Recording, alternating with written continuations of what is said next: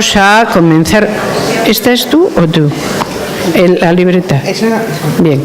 Vamos a comenzar la mesa redonda. Por lo tanto, el orden de las intervenciones será el siguiente. Comenzará Alicia Millares. ¿Perdón?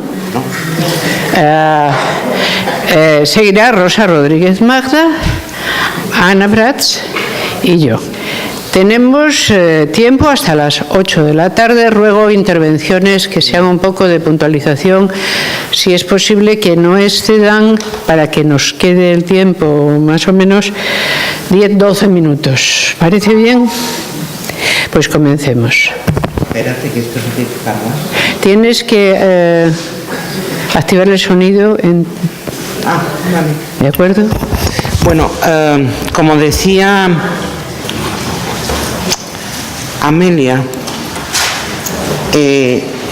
la mesa redonda, me he pasado a esta mesa porque mañana iba a ser una mesa conformada por 6 personas y hoy una mesa que nada más que estabais 3, entonces nos parecía que era mejor, digamos, compensarlas. Y de alguna manera yo voy a hacer también en esta mesa, que era lo que tenía preparado para la mesa redonda de mañana, pues la misma secuencia, o sea, reforzar lo que ha salido en las intervenciones de la mañana y de la tarde, sobre, digamos, una secuencia, un contexto que creo que es obligado tener muy claro.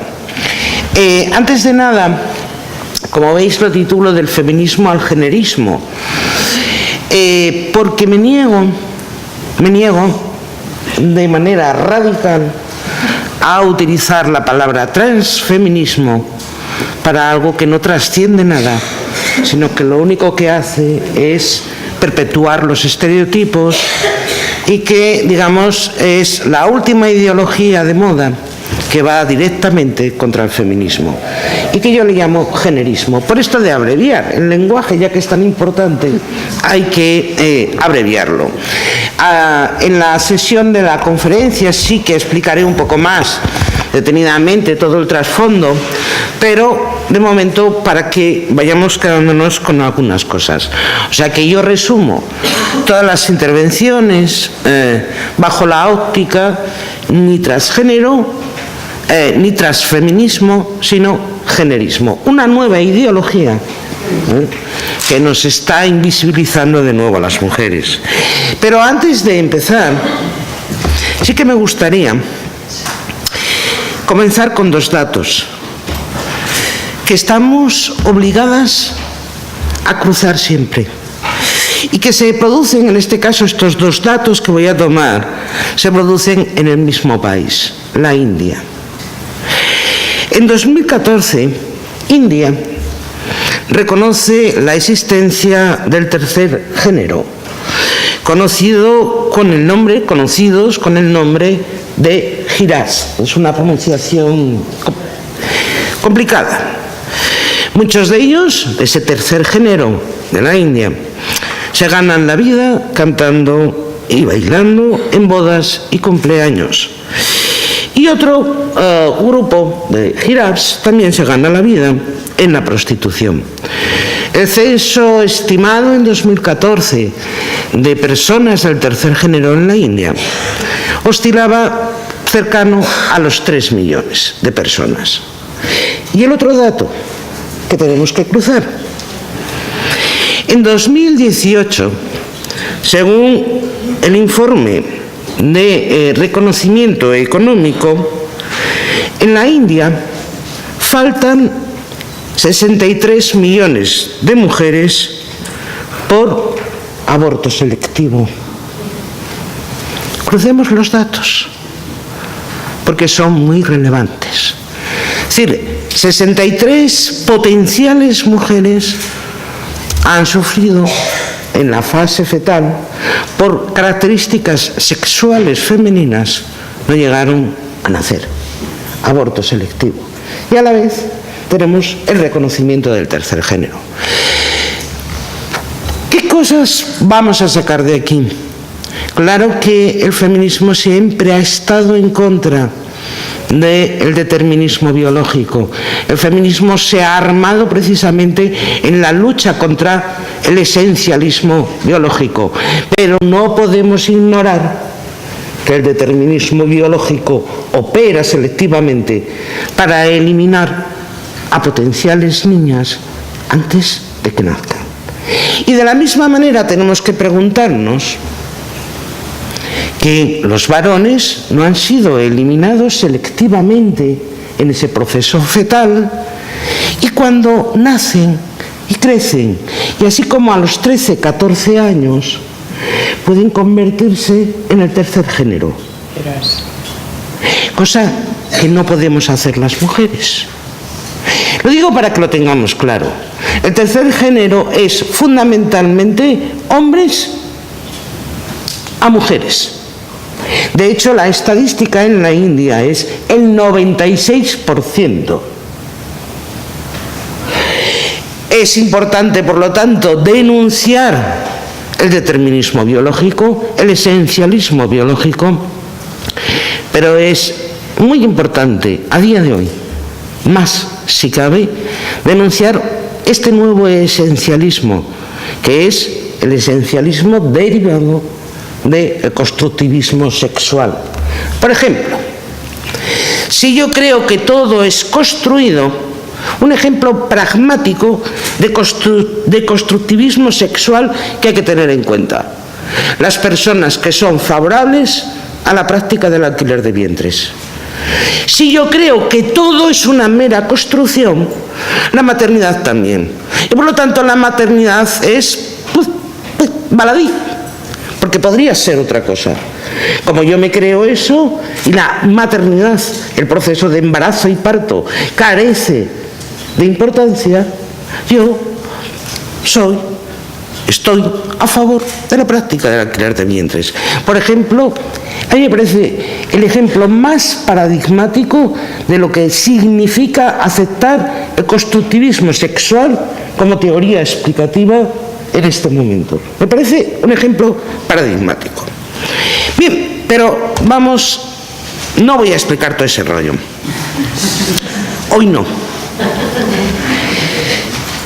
Fijaros, las dos imágenes. Empecemos con las dos imágenes, porque me llamaron poderosísimamente la atención. No me puse a buscar en internet género, ni me puse a buscar en internet transgénero. Puse en internet feminismo. E inmediatamente lo que me apareció fue la imagen icónica de las mujeres podemos hacerlo, y a la vez la imagen barbada, que es la nueva representación ¿de qué? Del feminismo.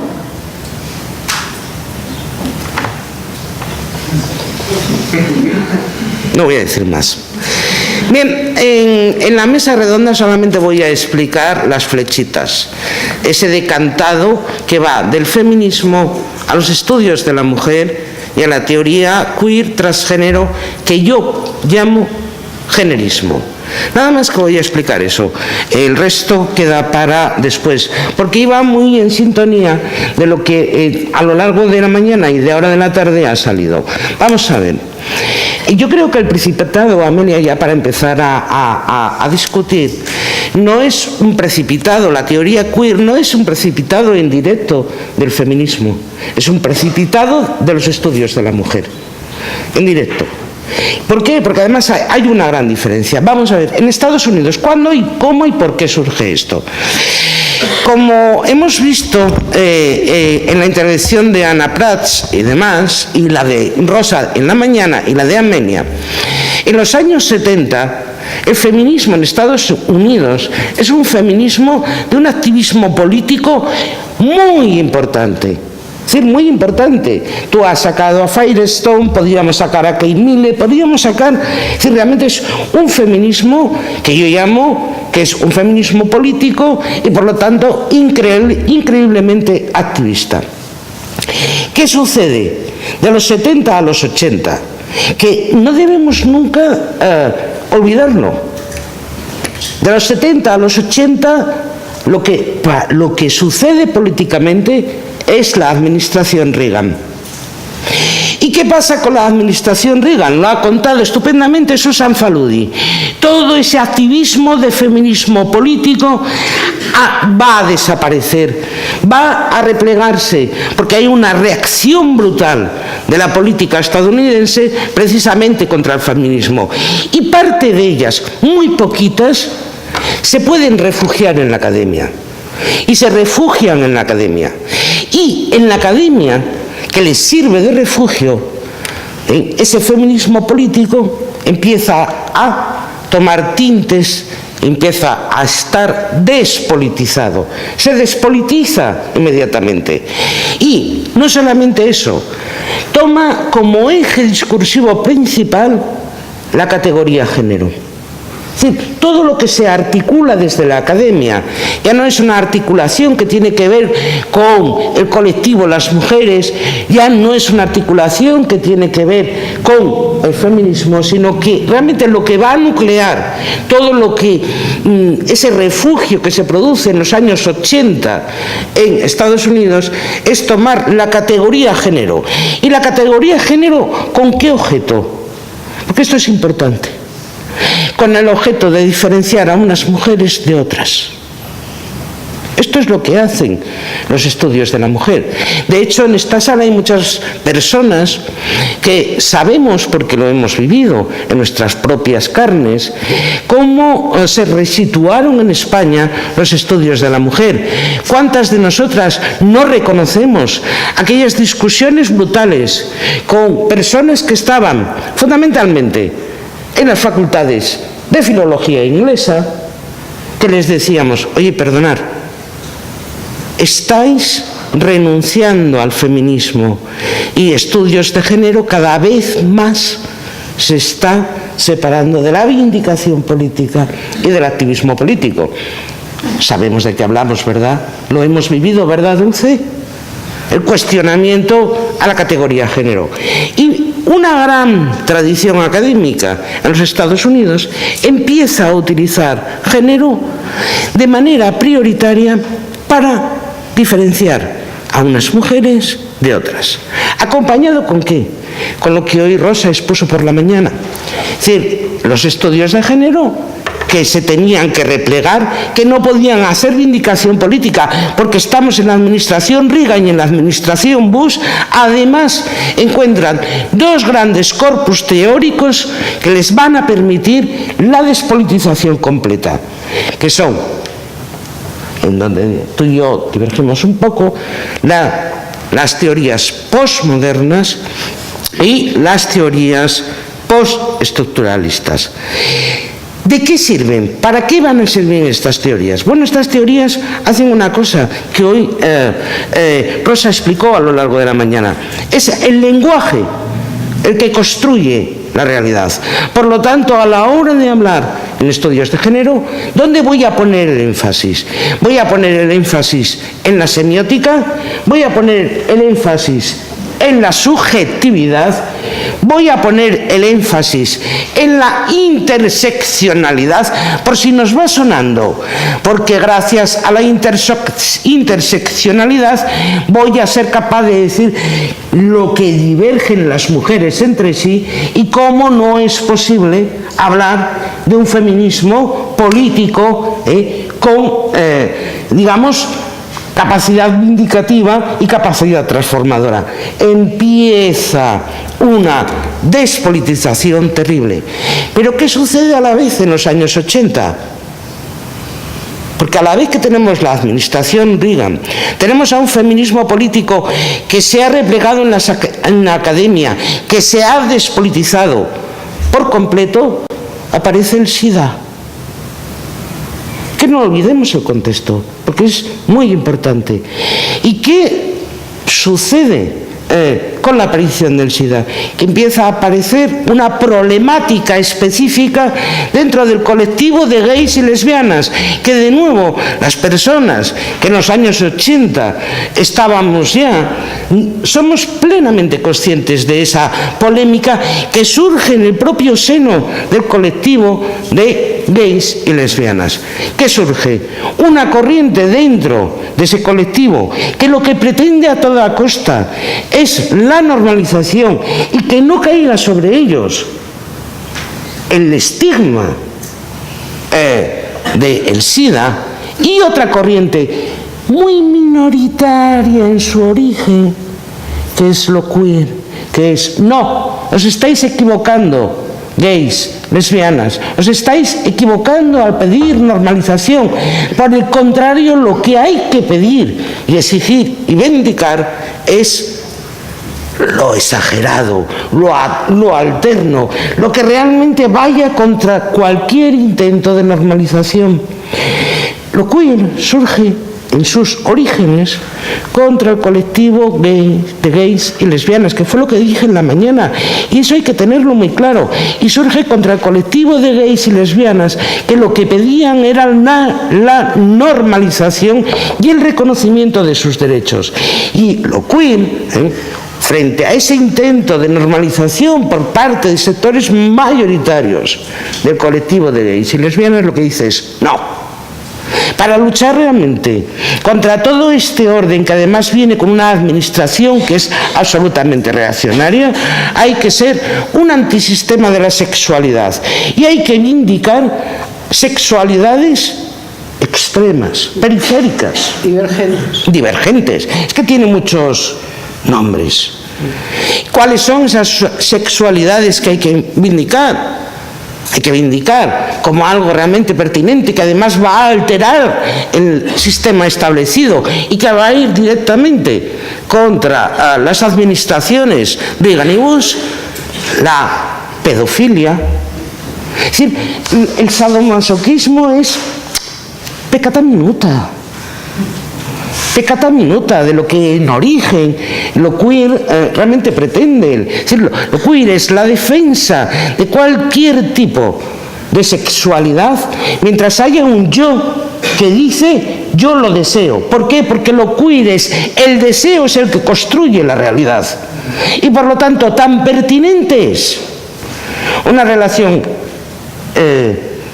entre gays, lesbianas, como la vindicación de la zoofilia como algo pertinente, la vindicación del sadomasoquismo, que insisto es peccata minuta.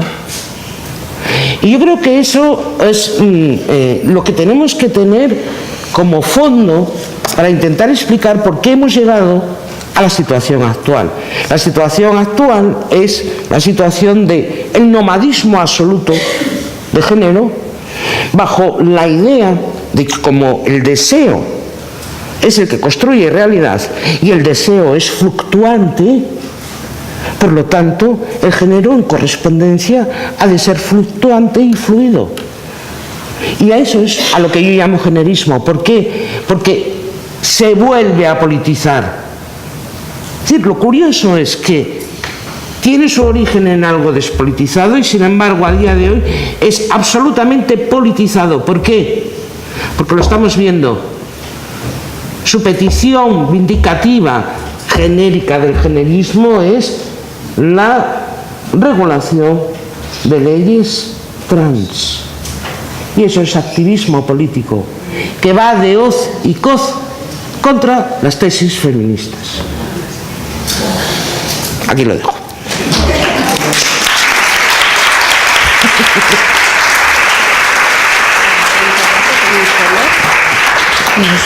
12 minutos. 12 minutos, vale. Pues esta mañana yo he intentado profundizar un poco desde una forma microfísica en cuáles son los elementos, los conceptos que desde dentro del feminismo han acabado produciendo un efecto contrario. Pero creo que para entender exactamente lo que está pasando en el feminismo, en lo que está pasando en la relación entre los sexos y en la teoría sobre el género, hay que tomar también una mirada panóptica, una mirada desde fuera. Y por eso quiero volver a algo que ya he dicho esta mañana, pero que claro, no me ha dado tiempo ni me va a dar tiempo ahora para clarificar. Y es que cada época está determinada por una episteme determinada, por un paradigma donde se define qué es lo que es verdadero, qué es lo que se puede decir, qué es lo monstruoso, qué es lo normativo. Y si nos fijamos, hemos ido cambiando de paradigma en muy poco tiempo. A mí me gusta, estaba el paradigma moderno que, bueno, se dice que nace desde el yo ego cogito cartesiano, porque se enfrenta a la visión metafísica, que se dice con el encuentro entre Europa y América, que se dice que empieza con la Ilustración, fundamentalmente, filosóficamente, pero que impone un relato más o menos sistémico y global, tanto sobre la realidad como sobre la ciencia, como sobre la ética, y pretende ser universal. En ese sentido, reivindica el sujeto, reivindica la razón, reivindica el progreso, la libertad, la justicia y todo esto. Hasta aquí tenemos este paradigma. En los años 80, bueno, empezamos con los primeros discursos posmodernos. François Lyotard dice aquello de que es imposible los grandes relatos, que esos grandes relatos ya no tienen ningún sentido y que tendremos que hablar de las micrologías. El paradigma posmoderno se basa en el criterio de lo post. Ha caído en la legitimidad de todo discurso universal, de la idea del sujeto, de la idea de la nación, de la idea del progreso. Todo está dentro de una especie de lo que ya se llamó la filosofía de la sospecha. O sea, no podemos hablar de esa universalidad porque detrás de la ideología están intereses económicos. Léase Marx, detrás de los sentimientos más o menos, o de tanto amorosos o libidinosos o como de la personalidad, está lo subconsciente minándolo todo esto. Detrás de ciertos valores está el último hombre de Nietzsche, está el resentimiento, por lo tanto hay un discurso moral subyacente. Todo esto relacionado con la filosofía postestructuralista, que como he dicho tiene una lectura bastante superficial en Estados Unidos, basada sobre todo en la teoría digamos literaria o la apropiación del lenguaje, establece la tópica de lo que conocemos como paradigma de la posmodernidad o paradigma posmoderno, una deconstrucción sistemática de todos los elementos y el planteamiento de que todo es lenguaje, de que por otro lado la heterogeneidad nos va a ser salvífica. Frente a esa universalidad estará lo múltiple, lo plural, lo diverso, lo disperso. Y a mí me llama la atención porque, por ejemplo, si os acordáis de uno de los filósofos encuadrados dentro de la posmodernidad, como es Deleuze, cuando él hablaba de frente a el sistema, frente a lo arborescente del sistema, tendríamos lo rizomático. Frente a lo local, tendríamos lo nómada.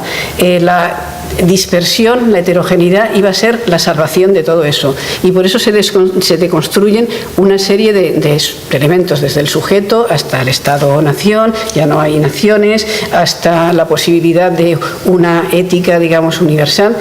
Pero no estamos ahí porque, y lo comentaba, creo que esta mañana lo avanzaba, hay para mí un paso fundamental, que es que actualmente sí que son posibles grandes relatos. ¿Qué grandes relatos han ido a sustituir esta fragmentariedad? El gran relato de la globalización y el gran relato también de las nuevas tecnologías de la información. Eso da un salto cualitativo que hace que nosotros no estemos en el post, sino en un universo donde lo transmisible en tiempo real, lo de lo transformable, lo de lo transgénico, lo transnacional, lo transcultural, aparece como el sustrato lógico de lo que entendemos como aceptable. Lo que entendemos por aceptable, ahí es donde me parece que podemos encontrar la secuencia lógica de por qué nos parece lógico, o parece lógico desde cierto punto de vista, el hecho de que también en los géneros esté lo trans. Si está lo transnacional y está lo transcultural, ¿por qué no va a estar lo transgenérico? O sea que independientemente de todas las causas que estamos viendo a lo largo de esta mañana y de esta tarde, hay como una determinación de paradigma que nos lleva a pensar que eso es lo adecuado y está en la verdad de la época y que eso es lo que hay que hacer. Pero esto no ocurre solo a nivel de los géneros. Esa deconstrucción de los valores de la Ilustración, sin haber asumido las críticas posmodernas que hay que asumir es lo que estamos percibiendo actualmente con la insurgencia de los populismos. Después iré a los nacionalismos, con lo que se ha denominado el mercado neoliberal, bien, el capitalismo global, por así decir. O sea, estamos en una situación diferente donde todo lo que eran unos conceptos que en la modernidad podían estar universales o estructurados o basados en cierta sustancialidad anterior, han sido deconstruidos, pero han sido deconstruidos con una trampa, a mi modo de ver.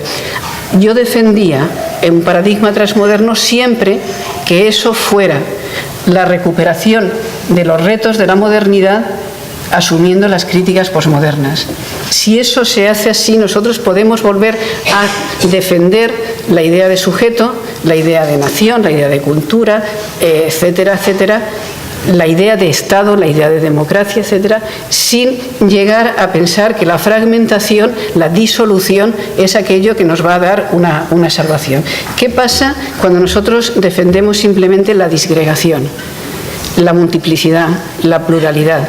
Que ahí no hemos encontrado en modo alguno ninguna salvación. Ahí lo que hemos encontrado es que la lógica del mercado es la que mejor se adecúa a la fragmentación, a la pluralidad, claro, al deseo, a lo disgregado. Por lo tanto, con conceptos que en un momento dado hacían una crítica sobre el modelo moderno, bien fundamentada esa crítica, sin embargo, hemos puesto en bandeja la actuación de un capitalismo global que acaba con todos los estamentos que nosotros podríamos reivindicar desde el sujeto, la identidad de género, el Estado, la razón, que podríamos reivindicar no de una forma sustancial, no de una forma sustancial metafísica, pero sí como conceptos estratégicos, como ideales regulativos, sin los cuales es imposible estructurar nada. ¿Y qué tenemos frente a ello?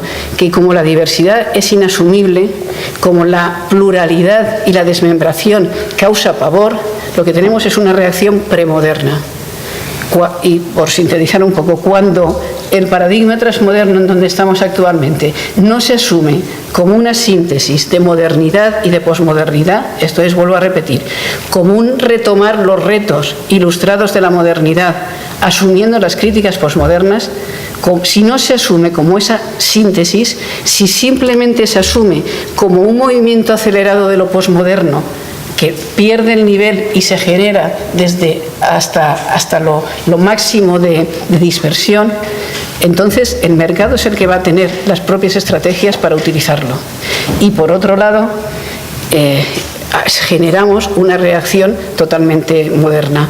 Yo creo que dentro de ese contexto, aunque lo he sintetizado de una forma muy rápida, pero es ahí donde debemos ver cómo determinados criterios de lo que se ha entendido como la democracia representativa, como la noción de razón, etcétera, han caído y no han sido sustituidos por otras cosas, no han sido tomados como criterios regulativos y como conceptos estratégicos básicos, y entre esos está la idea de sujeto mujer, por supuesto, y están otras muchas cosas. Si no hacemos eso, lo único que cabe estamos entre esa utilización neoliberal de lo plural y lo disperso, por un lado, y la reacción premoderna que vemos aparecer ya por toda Europa y por todo el mundo.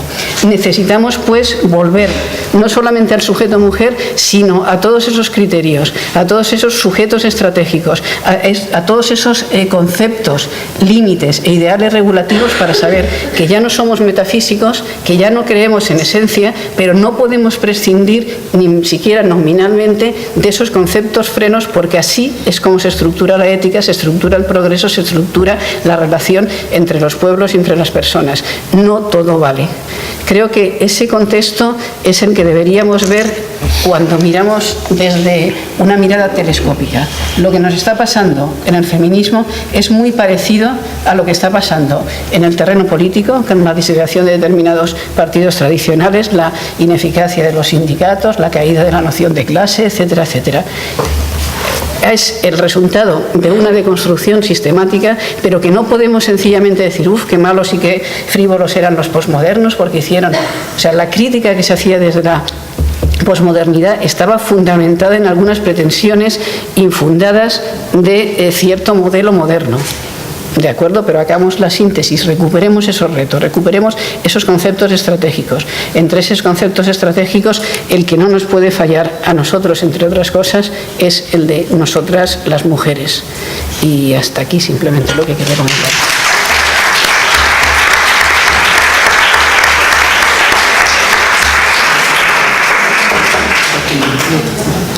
Sí, ahora sí. A mí únicamente me gustaría remarcar en cuanto a nivel del movimiento social feminista que aunque hemos hablado de que tenemos en algunos aspectos intereses contrapuestos, sí que creo que podríamos encontrarnos en el abolicionismo. En cuanto a que el colectivo transexual y travesti tienen una tasa altísima de prostitución, aunque la raíz de la prostitución de las mujeres sea distinta que el motivo por el cual ellos tienen que dedicarse a la prostitución, que es por discriminación laboral. Creo que en el abolicionismo podríamos encontrar allí un punto de encuentro entre todos estos colectivos y el feminismo, pero a la vez también reclamando nuestros propios espacios dentro del movimiento feminista, nuestros espacios no mixtos. ¿Qué pasa? Que actualmente dentro del movimiento feminista, digamos, institucionalizado, los que organizan las marchas del 8M, etcétera, no tenemos esos espacios no mixtos, pero en este último año sí que hemos ido viendo cómo se han empezado a crear asambleas abolicionistas en Salamanca, en Madrid también, en Barcelona también hubo una, desde que yo creo que ese sería como el camino, empezar a crear nuestros propios espacios y empezar a quitarles la hegemonía a los espacios que llevan desde hace años dirigiendo todo el 8M, todo el movimiento feminista, ¿no? Eso por un lado. Y luego, en cuanto a nosotras como jóvenes que estamos mucho tiempo en redes sociales, no sé si sabían que hay una nueva medida en Twitter, que es que te pueden bloquear la cuenta si haces, ¿cómo se llama esto? Sí, ¿cómo es? Misgendering, esto, sí. Que es tratar en masculino a una persona que se identifica como mujer, ¿no? Entonces ha habido un montón de feministas que les están quitando la cuenta mediante este mecanismo.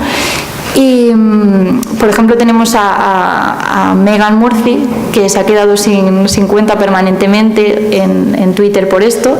También tenemos a Miranda Yarley, que es transexual, también por decir que una persona que salía en televisión es un hombre.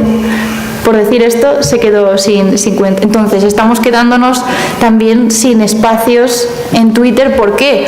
Porque también sería interesante ver quién hay detrás de todos estos intereses del movimiento LGTBI y detrás de que a Twitter le interese defender estas medidas que son a favor del colectivo trans, ¿no? De hecho, es que hay, si miras en la página web de Soros, de Open Society Foundations, ha dado muchísimo dinero, tanto Arcos como Soros, a todas las organizaciones que luchan a favor de los transexuales y de transgéneros, pero no ha dado casi dinero a los que luchan por las lesbianas o por las mujeres. ¿Qué dinero da una señora de esas características ella misma y a quién? O sea, ¿por qué invertir en lo que no produce nada? O sea, la lógica económica pide que las inversiones vayan donde son productivas. No tendría el menor sentido hacerlas donde no lo son. Pero bueno, no quisiera yo interrumpir demasiado. No, bueno, básicamente ya he hablado mucho y quería remarcar estos dos aspectos que... Bueno, dando por hecho que entonces voy a empezar por ahí. A ver, hay conceptos que son claramente de acuñación feliz. El feminismo, cuando tiene suerte, logra conceptos de acuñación feliz. Y, en general, muchas prácticas políticas tienen que lograr conceptos de acuñación feliz. Unas veces esas acuñaciones significan algo y otras veces son maneras de evitar algo. Por ejemplo, esta mañana hablábamos de la felicidad de llamar fobia a todo lo que no quieres discutir. Entonces es una vida muy feliz hasta que le coges el truco o hasta que alguien la exagera, la saca de contexto, entonces ya todo es fobia, porque todo lo que se convierte en todo ya no es nada. Es decir, si una característica empieza a ser universal, inmediatamente implosiona, ¿no? Aquí la acuñación feliz ha sido trabajo sexual. Es una gran acuñación feliz para llamar a lo que siempre se llama de otra manera.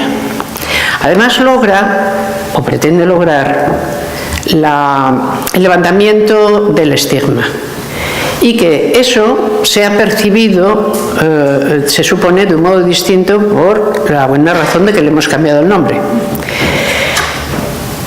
El énfasis enorme que algunas personas directamente vinculadas a fundaciones con mucho dinero, tú acabas de citar algunas, hay algunas más, hacen de esta expresión y el no querer renunciar a ella de ninguna manera para poder hablar de prostitución, indican que existe una cierta planificación detrás. La planificación es la siguiente: ¿de qué van a vivir territorios que no tienen de qué vivir? Del cuerpo de sus mujeres. Las vamos a comerciar, las vamos a vender. Son la materia prima de un tipo de economía que antes era economía criminal. ¿Por qué? Porque el sufragismo se empeñó en llamar a eso trata de blancas y economía criminal, igual que se empeñó en la abolición. No, ahora hay que levantemos los resortes morales y esta visión del mundo, que al fin y al cabo es poco satisfactoria, porque para los varones no es satisfactoria, ellos simplemente tienen que poder cumplir su deseo, y para las personas que vayan a ser usadas o se les vaya a proponer esto, más vale que se crean que están haciendo otra cosa. Es más, que de la comparativa se siga que podían hacer cosas todavía peores, más aburridas, muy mal pagadas, y que después de todo, siendo casi todos los trabajos un motivo de descontento para quien los tiene, pues descontento por descontento, porque no este. Sobre todo porque no puedes dar ningún otro y sigues necesitando eso, porque tú sigues calculando que tienes que fabricar una masculinidad insaciable. ¿Me explico? La masculinidad insaciable solo existe en la imaginación de quien la fabrica, pero el negocio del sexo es tal, pues que cuanto más negocio pones, más sexualización logras, más deseo fabricas. Tienes que ir a bola de nieve. Si por el contrario retiras, imaginemos que la utopía es importante, que la utopía feminista se cumpliera. La utopía feminista ha sido a veces pintada, ¿no? ¿Cuál sería? La utopía feminista coincidía bastante con lo que en su día el anarquismo llamaba el amor libre. No lo que la ultraderecha llamaba el amor libre, ¿no? Lo que el anarquismo entendía por amor libre. Esto es, dos personas deciden, era la cosa más decente del mundo, dos personas deciden por su libre voluntad que vivirán juntas sin el aval del Estado, y si quieren tener hijos los tienen y si no, no los tienen. Lo que nunca decidieron era que el amor libre implicaba también que aquellas dos personas podían ser del mismo sexo o no. El anarquismo no llegó tan allá porque eran gente que era bastante cerrada en algunas cosas, no había que exagerar, ¿vale?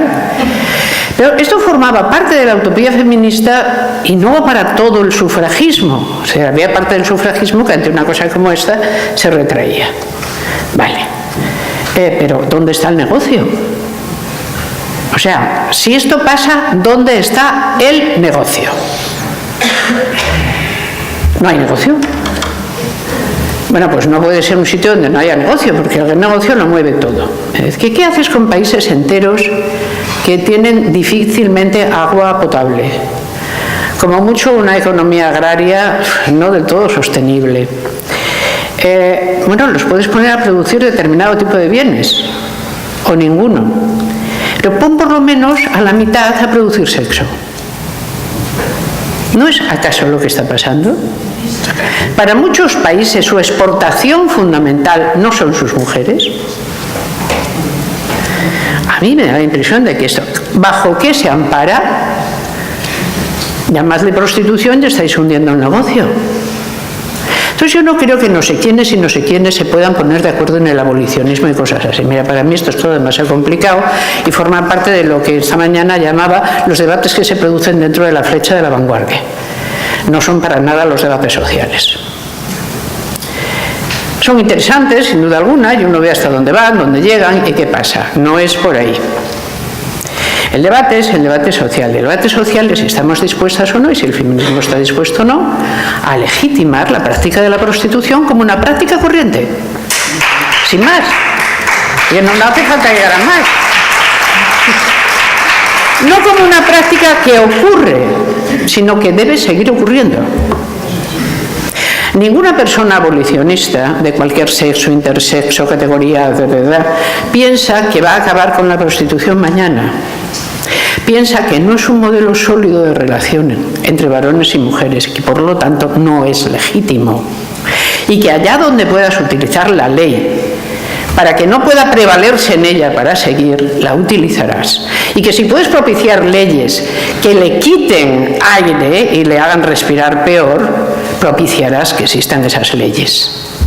Y que desde luego te enfrentarás brutalmente a aquello que no tiene defensa ninguna, que es el tráfico. Por eso siempre la cosa, no, nosotros no hablamos de las personas traficadas, hablamos de las que son libres. El amparar bajo la libertad, una práctica inmemorial de deshumanización, ya no de otra cosa, estamos hablando en términos de ética. Igual que es una práctica, por el contrario, absolutamente contemporánea, deshumanizar la maternidad y pretender que tú le vendas un hijo a alguien, porque sí, bajo la idea de que se lo sabiera Mendel, que ya hizo aquello con las semillas y por lo tanto tu código genético es más importante que la vida vivida realmente por una mujer en su embarazo y con su criatura. Allí lo que marca el asunto es que tú pusiste el código de barras. Hay que ser un poco crédulo, ¿no? Cuando tú produces un mal y produces un dolor, hay una extraña economía del dolor. Ese dolor va a salir por otra parte. Nunca se produce dolor en vano. Y ciertamente estamos asistiendo a algo que es bastante fuerte. Tengo dos cosas más que en todo caso quiero contar. Vamos a ver.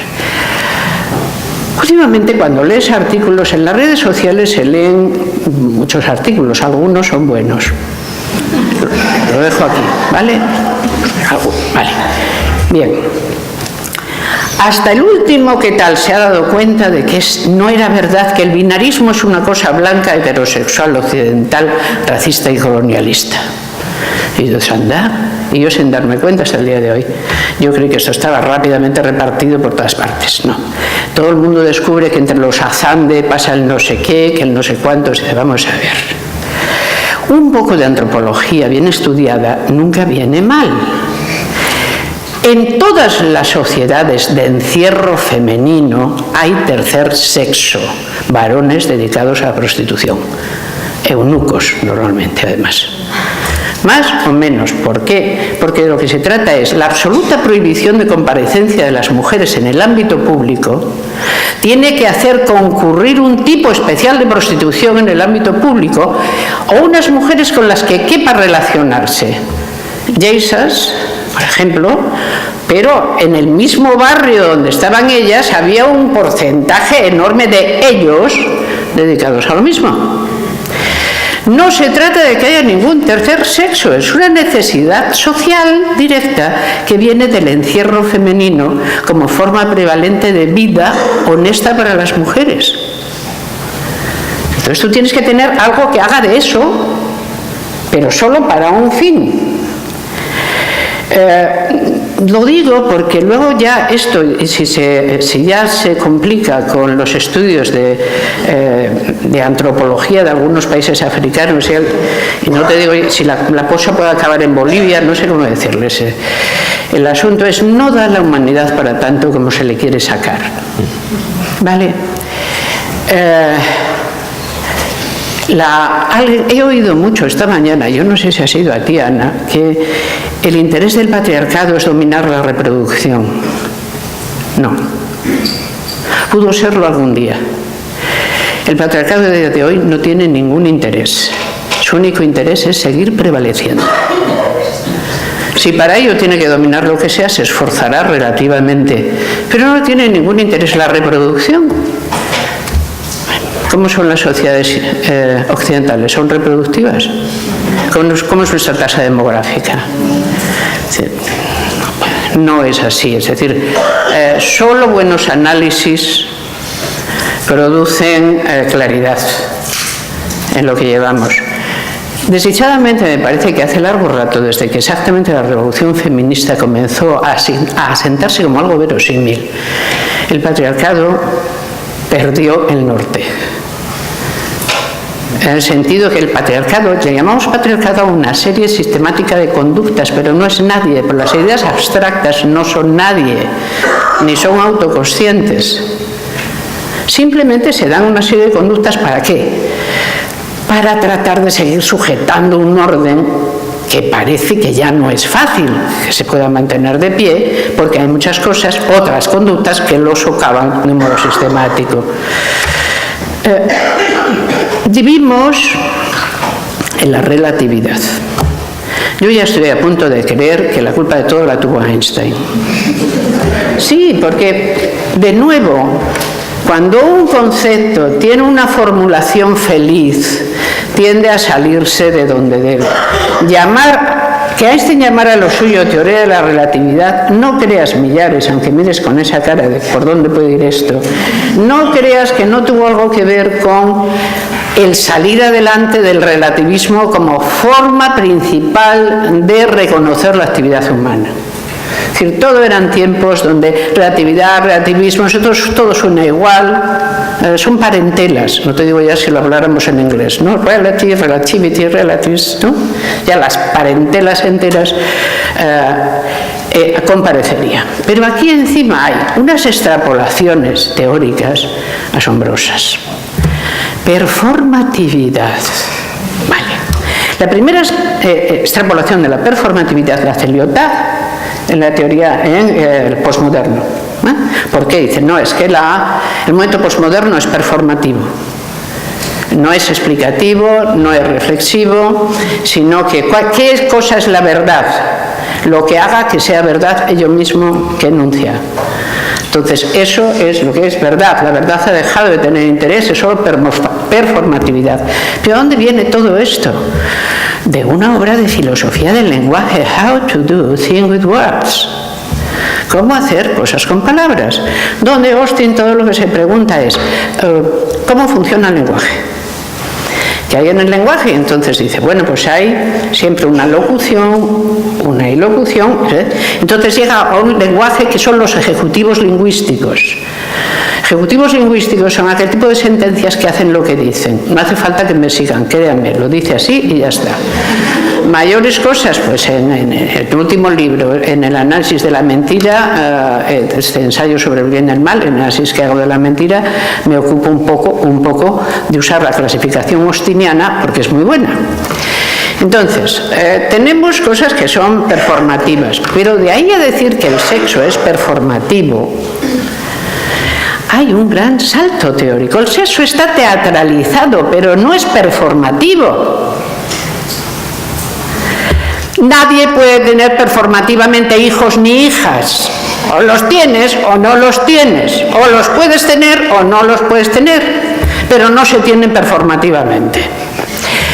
A día de hoy, entre los mamíferos, incluso los que no son mamíferos, sino que son ovíparos, e incluso otras gentes que pueblan el planeta de diversas características, incluidas las plantas, la estrategia de reproducción sexual haploide está muy bien consolidada por la madre naturaleza. Y no es performativa, es como va la cosa. ¿Vale? Entonces, por mucho que nos guste, eso puede servir para hacer un fiestuki, pero para dar una explicación del mundo queda como rara. Vale. Ahora, puedes tener un éxito terrible en tu barrio, o entre otra gente que quiera dárselas verdaderamente, entre otra gente que sea un pelín snob, ¿vale? Un pelín snob, no demasiado, lo normal. Lo normal en la cultura occidental, donde quien más y quien menos es un pelín snob. O sea, ¿a quién no le gusta ser tan original que cuando suelte algo alguien diga, lo que ha dicho, esto debe ser algo, porque me he quedado yo así, o todavía, lo sabía yo decir muy bien en valencià, pero he perdido el referente y me va a salir fatal, que de que ha parlat, que no l'ha entengut un res. O sea, lo ha hecho tan estupendamente, lo bien que ha hablado, que no le he entendido nada, ¿no? Pues, entonces estas cosas suenan, pero no son nada. Pura y simplemente son traslaciones, transposiciones conceptuales que no llegan al tamaño del concepto y cosas para andar por casa de esta manera. El feminismo no es ninguna teoría del esnovismo individual. Es una teoría política consolidada con 3 siglos sobre las libertades elementales y mínimas que hay que garantizar a un ser humano cuando ha tenido la poca precaución de nacer mujer, performativamente no, sino por las buenas. Entonces, como no ha tenido la precaución de evitarlo, hay que evitar, mediante una buena y justa ordenación, que el peso de tradiciones terribles y onerosas caigan sobre ella. ¿Cómo? Pues llevamos 300 años de esto. Por eso debo decirte, Ana, que el sentido histórico es muy importante. Verás, tu periodización del asunto como poco me deja que no sé muy bien cómo seguir. Tu análisis le encuentro que le pasan 2 cosas. Y yo las voy a decir sin acritud, como cierto presidente que tuvimos, que siempre que quería decir algo gordo decía que sin acritud yo debo decirle a usted, y seguidamente iba que para qué, de agravarse. El asunto es, si no sabemos cuándo empieza el feminismo, si no poseemos una nueva cronología, no tenemos capacidad analítica de lo que ocurre. No sabemos ni dónde estamos. No hay mejor cosa, decía Amorós, que una buena cronología. Y la cronología nos tiene que remitir al momento justamente en que esto toma cuerpo y se instala. Bueno, el feminismo nace en la modernidad europea, en el momento en que se establece la gran conceptología barroca que va a acabar determinando nuestros sistemas políticos. No nació especialmente detrás ni especialmente al lado, nació cuando todo. O sea, se presentó a la vez. Y lo tenemos ahí. ¿Qué tenemos? Un primer feminismo ilustrado, desde más o menos, vamos a tomar a Poulain de Lavagne como referencia, desde 1673 hasta 1792, lo cual casi nos hace 120 años de polémicas, en que aquella gente polemizó sobre casi todo lo que era polemizable, y que nos importa conocer bien. No es por erudición, que también no es mala, es porque hay que sabérselo. Es que si no te lo sabes, no son esas cosas que se puedan inventar. Están ahí. La segunda es que uno tiene que poder ver cómo de 1848, la Declaración de Séneca, a 1948, la Declaración Universal de Derechos Humanos, existe todo el movimiento sufragista, que gracias a él tenemos derechos políticos, derechos educativos y derechos civiles, que no teníamos ninguno de ellos. Y es lo que nos permite estar aquí. O sea, sin el sufragismo estaríamos como están en otros lugares donde no lo han tenido. Y tenemos incluso que saber que la Declaración Universal de Derechos Humanos es un producto sufragista. En este caso no lateral, directo y querido, porque fue hecho directamente con las ideas sufragistas y por una gran sufragista detrás empujando, que fue Eleanor Roosevelt, que había estado en todo el movimiento sufragio. Bien. Y tenemos que saber que entonces ya se dio todo, o sea, primera ola, segunda ola. ¿Qué empezó después? La calma chicha de la mística de la feminidad, ya estaba todo conseguido. Se llamaba ¿Qué más queréis? Pero ahora, ¿qué más queréis? Las eternas descontentas, ¿qué más queréis? Pues en los aledaños de 1960, 64, 68, el que más queréis surge desde abajo enteramente. ¿Qué caracteriza al feminismo contemporáneo? La traslación y el hablar de cosas que pudieran ser antes impudicia. Hablar del cuerpo, hablar de la sexualidad, hablar del orgasmo, hablar del embarazo, hablar del parto, de la contraconcepción, del aborto. Y solo de esto, no para nada, de la paridad en todas las instancias de poder. Pues es que resulta que el feminismo contemporáneo decide que la relación en que están varones y mujeres no es una misteriosa relación de no se sabe qué, es una relación política porque es una relación de poder. Y que el poder injustificado varonil tiene que ser evitado. ¿Cómo? Reclamando la mitad en todas partes. ¿La tenemos? No. ¿Está cumplida la agenda de la...? No. Si alguien te dice que esta agenda da igual, que por el contrario vamos a hablar de la proliferación de las identidades paródicas, lo menos que te está haciendo es tomarte el pelo. Lo menos. Porque vamos, estabas tú allí a lo tuyo, o sea, a ver qué conseguías, y llega alguien y te dice, no, aquí lo más importante son esos deseos raros que tú tienes. Y tú dices, oye, no tengo. Dice, ya te enseñaré yo cuáles son. ¿Verdad? Espera que voy, que yo lo de la rareza, la vena sabiana, lo tengo muy estudiado. Claro, ahí yo tengo la verdad, tengo una manía, y termino con mi manía porque si no, vaya. Tengo una manía que es la señora, o lo que sea, Gayle Rubin. ¿Puedes buscarme una fotografía de Gayle Rubin, por favor? Es que me siento más inspirada cuando lo tengo delante. La necesito. Me vais a entender. Y así de paso me pongo así. La cosa es...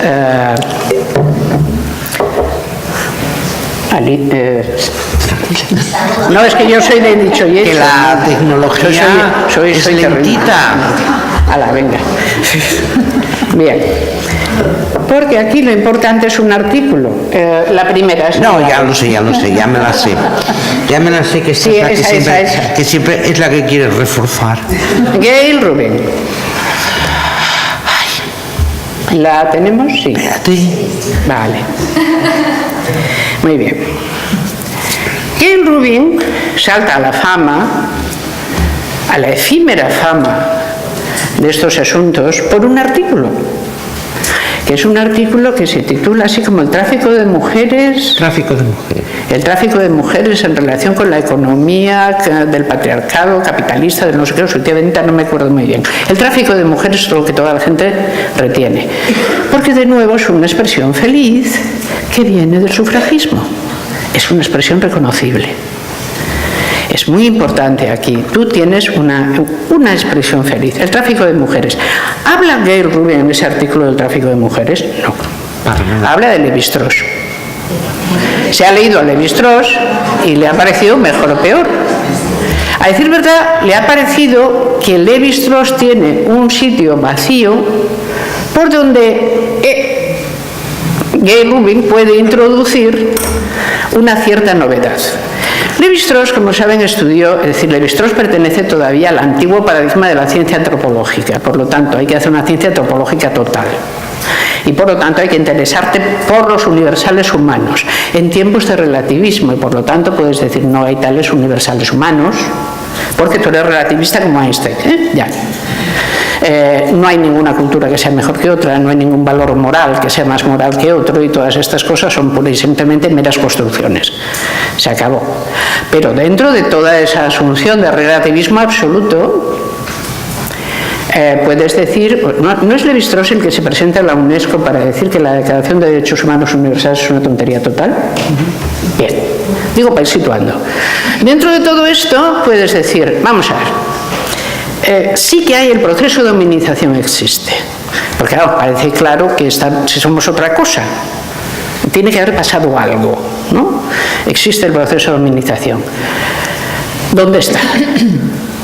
Raíz. Los antropólogos son una gente que se va a ver a gente que ellos estiman que son de sociedades distintas y les hace preguntas que en la sociedad distinta nunca se entienden, y que en la sociedad distinta responde como puede, pensando verdaderamente este hombre es idiota. Esto es, Lévi-Strauss hace varias de estas preguntas. Por ejemplo, le pregunta a la gente por el tabú del incesto, pero no le pregunta naturalmente, oiga, don usted, poblador de estas raras estepas, ¿qué opina usted del tabú del incesto? No. La cosa se hace de la siguiente manera. ¿Por qué no te casas con tu hermana? Esta pregunta por el tabú del incesto, ¿no? Entonces, claro, las gentes implicadas, supongo yo, pero no quiero hacer sangre por aquí porque no merecería la pena, que tendrían su descoloque primitivo. Dice, hay que ver cómo será el mundo de donde esta pregunta es posible. Rarito debe ser ese lugar, pero bueno, nada. Bien. Entonces ya se lo quieren explicar y ya por fin alguien se lo explica de una vez y le dice, mira, si yo me casara con mi hermana, no tendría cuñados. ¿Y con quién iba yo a ir a cazar si no tengo cuñados? O sea, la relación social se hace a través del tráfico de mujeres. Pero el tráfico de mujeres, esta expresión feliz, quiere simplemente decir que el grupo masculino dará a sus mujeres a otro grupo masculino y recibirá mujeres de ese o de otro grupo masculino. Se establecerá un mecanismo de traspaso de mujeres que permitirá el proceso de hominización completo al permitir las actividades que van juntas. ¿Por qué? Edificará la fratría, justamente. Esto no hace falta meterse con más, puesto es todo lo que cuenta propiamente. O sea, la cosa es, no, eso ha sido un error, pero no de Lévi-Strauss, no, de la cultura humana. En el momento en que se estableció el tabú del incesto, ya hubo una negación de las sexualidades diferentes. Hay que revertirlo. ¿Me explico? Sí. Vamos a coger el proceso civilizatorio entero un día que tengamos tiempo y lo revertimos. Porque todo lo que se ha seguido de ahí, como estamos en el territorio de la relatividad, ¿por qué va a ser bueno? Y todos los caminos que no se transitaron, y si freudianamente la erótica última hubiera sido más feliz en el derramarse disperso de la fuerza de la libido y no esta cosa donde todo el mundo se joroba y tiene que poner la lavadora todos los días. O sea, ¿quién nos dice que es mejor esto, por qué esto y no nada, que dijo Heidegger? Pues háganse la misma pregunta, pero respecto a la civilización completa.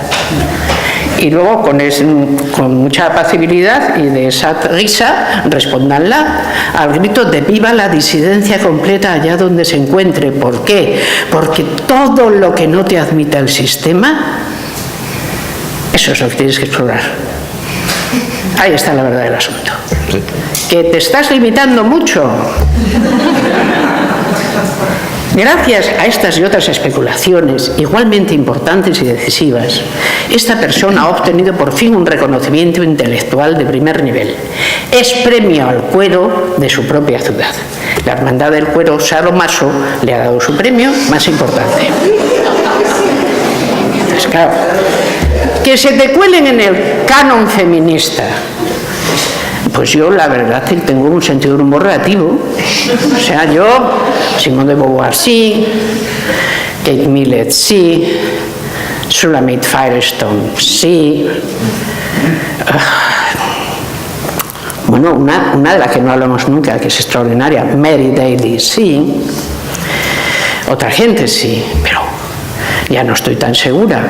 Y esa es la puerta por la que ha entrado la mitad de esto, porque se ha acompañado de dos cosas más y esta vez sí que es verdad que termino. Una, digan conmigo colonial, colonial, colonial, colonial. Colonial. Colonial. Colonia viene de colonial y no al revés. A ver, no, ¿cómo es? ¿Qué más da? ¿Sabe? O sea, ustedes van mezclando lenguaje y dicen que Bolivia y bolígrafo están relacionados, da igual. O sea, la cosa es, cuando alguien te da un término llave con el cual tú vas a decir ¿dónde tiene sentido el uso de la palabra poscolonial? cuando quieres definir el tiempo de los años 70. En efecto, Europa ha acabado con sus imperios por la sencilla razón de que se han matado entre sí en 2 guerras mundiales, no sé qué, que se acabó de un día para otro porque cerraron la tienda, ¿no? Se mataron un poco antes, en condiciones. Y después de esto, pues, ha acabado con las colonias, porque todas las colonias se han rebelado y la potencia A se ha quedado sin colonias porque la potencia B ha hecho todo lo posible por darle alas a la rebelión, a fin de ayudar al amigo, que es una cosa que siempre está bien, ¿no? Los belgas tienen un problema. Francia va a ayudar a que el problema engorde. Los ingleses tienen un problema, a ver quién ayuda a que el problema engorde. De todo ello se sigue un mundo donde Europa ya no es el continente colonial. Luego empieza la época postcolonial, pero ese es el nombre de una época. Y como nombre de una época está bien dado. Es decir, Europa ahora tiene que vivir de sus propios recursos y de lo que sepa hacer, porque aquellos 2 siglos coloniales pues ya han transcurrido. Pero es esto de lo que se habla cuando se dice aquí todas esas cosas tan largas de cómo es el feminismo blanco, heteronormativo, colonialista, no racializado y no sé qué dice. Cuanto más cola lleva el bicho, menos cuerpo. O sea, esto es una cosa así como...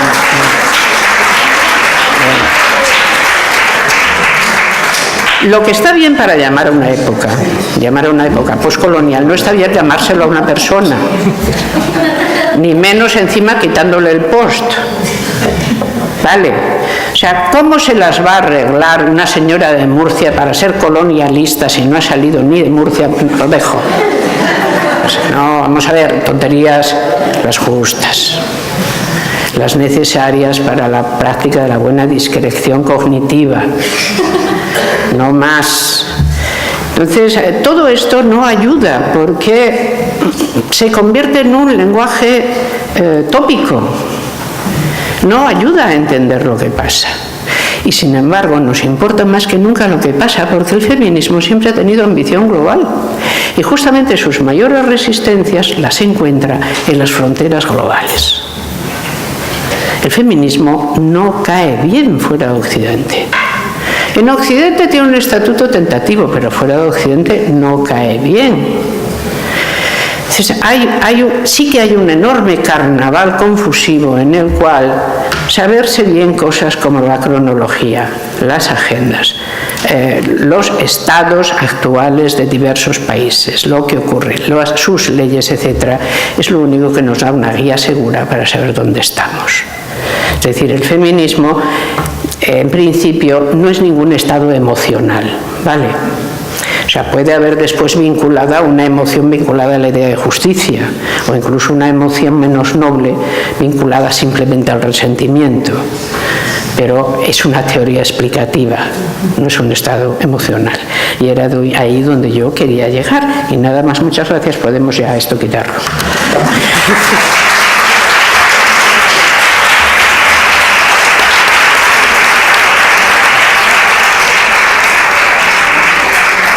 Y ahora a mí me toca moderar el debate para el cual solo tenemos un cuarto de hora. Claro, es que... Vos. ¿En la mesa redonda? Sí. Vos, por favor.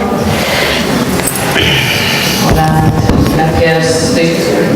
Tengo el día expreso, pero voy a intentar apuntar algunas ideas.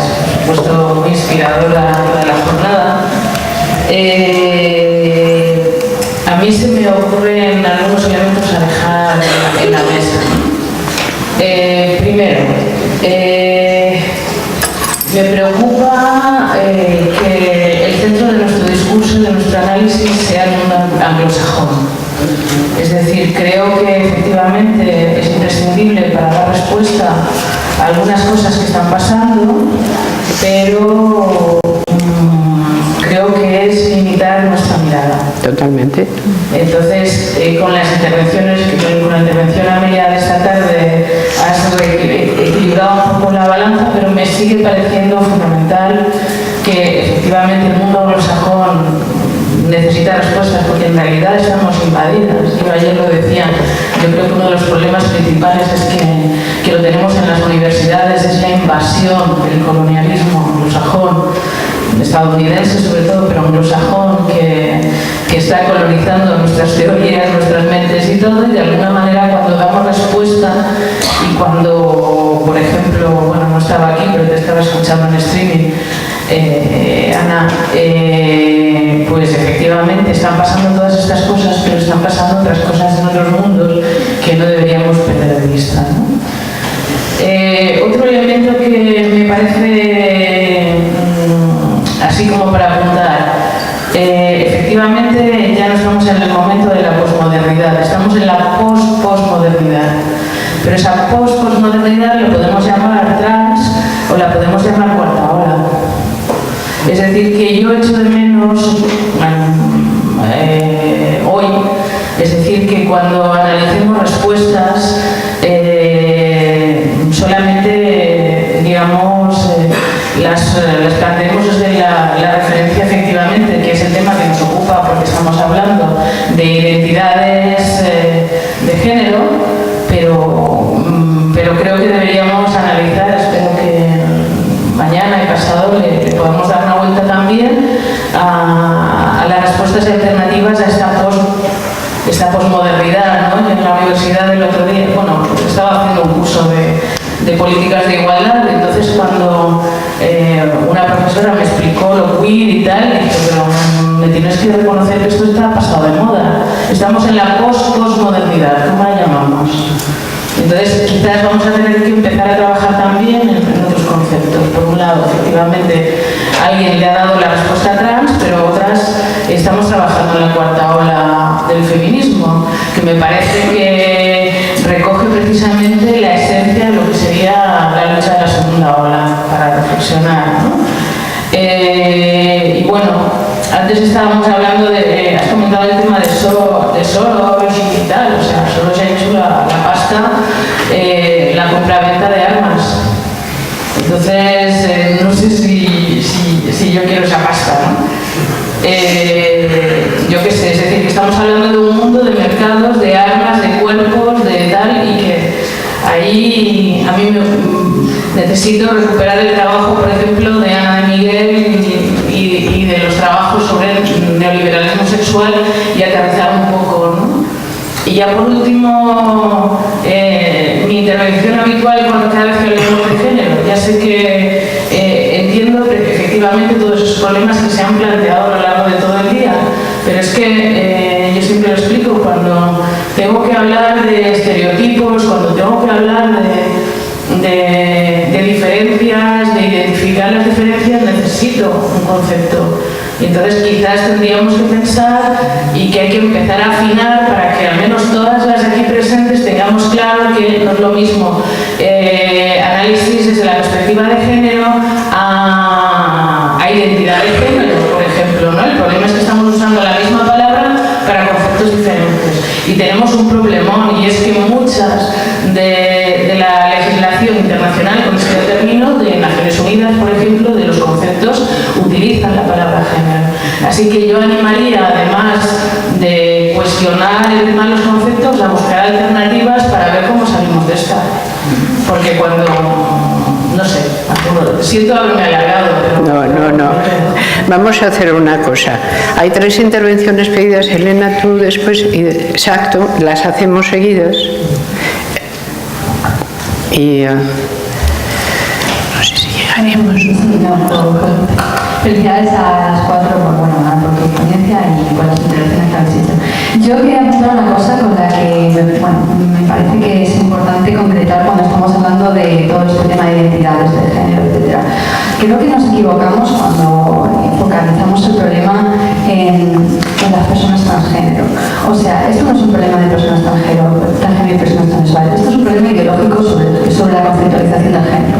Entonces, esto afecta tanto a personas transexuales, transgénero, como también a personas que no se identifican con ello. O sea, nosotros, por ejemplo, que estamos todo el día en Twitter discutiendo este tipo de cosas, sabemos, somos conscientes de que estas discusiones la mayor parte de las veces no se presentan con personas transgénero, sino con personas que no lo son. Sin embargo, defienden este tipo de ideologías.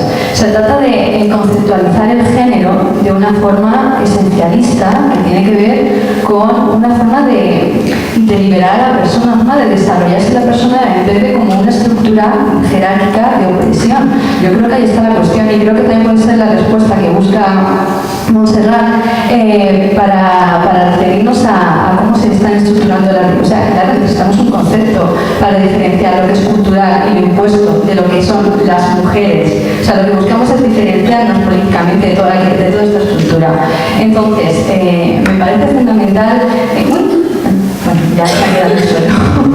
Me parece fundamental cuando hablamos de estos temas salir de... Sí que me parece importante señalar la violencia que hacemos por este tema, pero salir de la criminalización, entre comillas, a colectivos transexuales, porque también entendemos y conocemos muchísimas personas transexuales o que directamente sufren disforia y no se identifican con estas categorías porque asumen el discurso radical, pero que están totalmente a favor del abolicionismo de género, que es lo que entendemos. Entonces, es importante acabar con esa dicotomía, sobre todo porque les favorece a ellos, porque lo que nos deja como que estamos en contra de ellos, y no es verdad, no es cierto. Estamos a favor de los derechos humanos de todas las personas. Estamos en contra de un concepto de género que estigmatiza y hace daño a todas las personas, a las mujeres y a aquellas personas que se salen de la norma. Y bueno, era eso lo que quería decir simplemente. Gracias.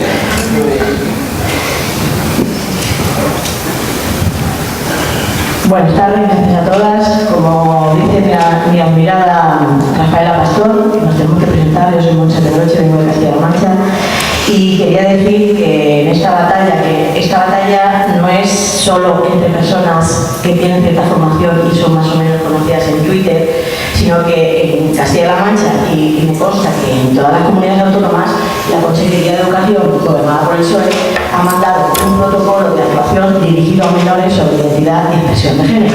Y se ha ordenado que en todos los reglamentos de convivencia y organización de los centros aparezca este protocolo, con lo cual nos están ganando la partida. La ley ya está, no sé si están hablando, pero se está legislando en este sentido y está desapareciendo la mujer. Y también otra cosa que quería decir es que cuando intervienes en cualquier foro, por ejemplo, hay un claustro virtual de coeducación, que no se llama educación en feminismo, sino coeducación, que el año pasado se organizó el primer congreso de coeducación y género, ni feminismo, ni mujer, pues te tachan, te invitan a irte, porque claro, dentro de sus valores está la tolerancia, no te van a echar directamente, pero te invitan a irte. Entonces, y hay otra cosa que yo creo, llevo algún tiempo pensando, la conexión directa entre el feminismo y la ética, porque el feminismo es una teoría política y también ética, y la ética defiende unos valores, porque estamos en el relativismo y el individualismo más absoluto, que es lo que subyace bajo esta defensa de la identidad de género.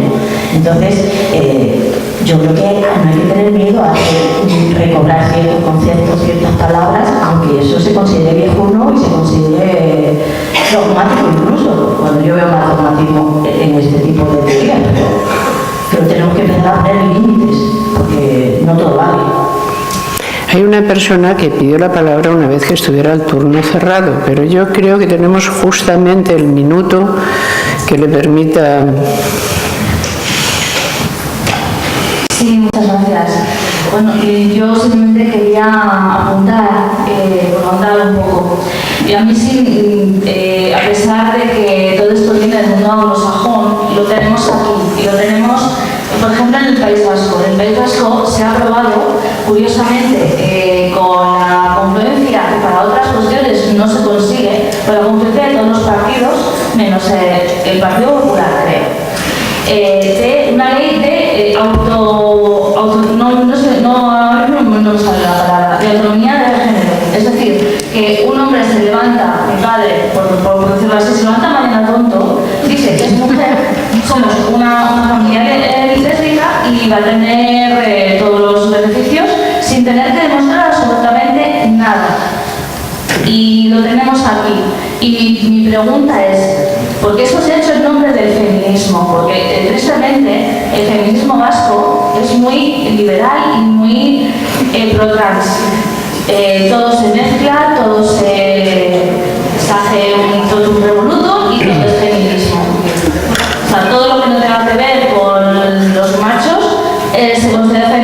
feminismo, el LGTB es feminismo, el feminismo liberal es feminismo, el transfeminismo es feminismo, lo único que no es feminismo es el feminismo radical, que está desaparecido del País Vasco, tristemente. Y yo esta temporada estoy bastante preocupada por este tema, porque ya lo tenemos aquí y no sé qué podemos hacer desde el feminismo real.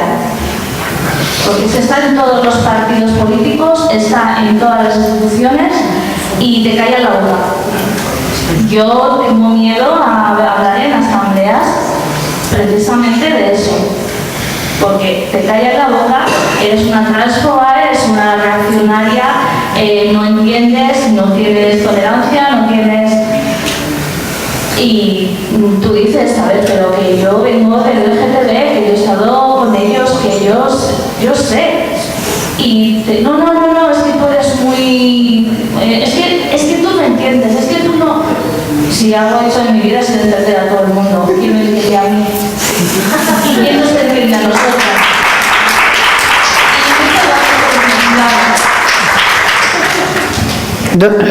¿Creéis que nos podemos repartir 2 minutos para cerrar la mesa? Déjame que matice una cosa y os dejo a vosotros. 30 segundos para cada una. Es un desafío, ¿eh? Venga. No, yo solo una matización porque creo que las últimas intervenciones han entrado en el nervio de estas jornadas y dejo a mis compañeras que se explayen sobre eso. Pero solo una matización y espero que me haya expresado bien. Llevo más de 30 años trabajando sobre el paradigma transmoderno que sí que se está utilizando, aplicado a la literatura, al feminismo e incluso a la biodiversidad, etcétera, al deporte, te podemos llamar como quieras. No me gustaría que, por decirlo en este contexto, se pensara que yo hablo de transmodernidad porque hay un fenómeno transgénero. Hasta ahí podíamos llegar. O sea, es justamente al revés, si no me he expresado bien, o sea, porque el prefijo trans de transformación me parece más significativo que el post, y hay unos grandes relatos que sobre todo es el de la globalización basado en las nuevas tecnologías, etcétera, etcétera, etcétera, podría ser más larga, es por lo que se genera una evidencia de lo trans, dentro de lo cual emerge lo transgénero y resulta que encaja con otros fenómenos trans. O sea, simplemente era esa matización. Ahora lo podemos llevar como queramos porque es la modernidad líquida de Bauman o el hipermodernismo de Lipovetsky, pero vamos, yo prefiero esa terminología. Y os dejo que continuéis con los temas que han salido que me parecen... Alicia. A ver. Recuerda lo de los 30 segundos. Pues sí, déjalo. Contesta Ana. Yo solo quería hacer una puntualización de que lo que ha dicho ella le doy toda la razón, de que estamos también bastante centradas en el mundo anglosajón, pero también es porque allí se han aprobado estas leyes de reconocimiento de género antes que aquí y quizás podemos centrarnos y demostrar, mira, esto ha generado estos efectos y generará estos efectos posiblemente si se aplica aquí, ¿no? Y entonces, pues supongo que, o sea, imagino que si vemos allí qué están haciendo las feministas radicales, qué consecuencias ha supuesto esas leyes para las mujeres y niñas y adolescentes, podemos tener una base para intentar que estas políticas no se apliquen aquí. Vale, bueno, a ver, yo puedo participar de bastantes buenismos de lo que has dicho tú, de los peligros respecto transexual, transgénero, el abolicionismo que puede ser el nexo de unión, pero no lo creo. Pero no lo creo por una razón muy sencilla. En este momento el concepto género ha perdido toda la categoría de análisis y de hermenéutica que tenía y ha pasado a ser una categoría eminentemente identitaria y politizada para ir directamente contra el feminismo. Y eso es así. Es decir, de ese ir directamente contra el feminismo, lógicamente yo no estoy diciendo que las personas transexuales en su mayoría lo utilicen de esa manera, pero sí algunas. Y algunas personas transgénero. Por eso le llamo generismo. Cuando digo generismo es que realmente hay un movimiento político reactivo que, tomando la categoría género, va directamente a la línea de flotación del feminismo. Es más,